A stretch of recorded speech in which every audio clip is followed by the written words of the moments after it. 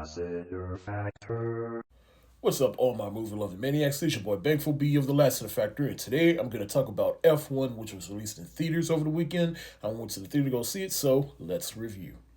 So F1 is a Formula One racing movie in which we have a former aging Formula One racer that goes from race to race. He's a racer for hire, essentially. He's a bit down on his luck, but then a colleague from back in the day recruits him to his F1 team. He basically tells him, like, hey, help us win some races or else I'm going to lose the team. Now, I'm going to be completely honest. I kind of had no interest in seeing this movie.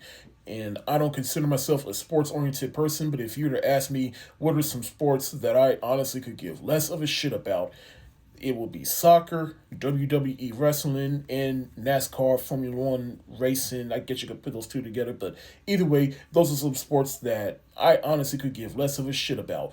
But what drew me to this movie? This man right here, Jameson Idris, who you may remember as Franklin Saint from the show Snowfall. That's the only reason I was curious about this movie, because I really loved that show and I really loved him on it, and I was curious about his acting trajectory post that show.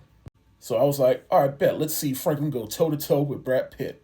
And I'm here to report that I really enjoyed this film. In fact, this might be one of the best looking movies that I've seen this year. Number one being Sinners. That movie, to me, made Cotton Fields look good. And to me, this movie made Formula One racing look good. Now, this movie ain't really breaking any ground, but at the same time, it's just a throwback to one of them old summer blockbusters. It's a good old-fashioned sports movie. It's a good old-fashioned racing movie.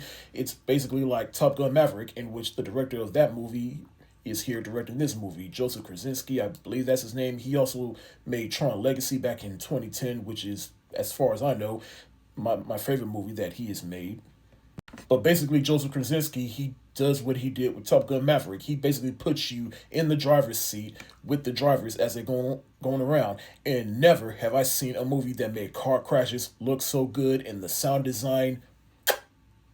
And Brad Pitt, he was definitely the MVP of this movie. He does such a good job at playing the old timer that had a shot back in the day, and then it all went out the window, and then he gets a chance at redemption and shows the newer, younger, and arrogant person, like, hey, this is how it's done. But at the same time, he still has his demons that he's dealing with, and I felt Brad Pitt portrayed that excellently.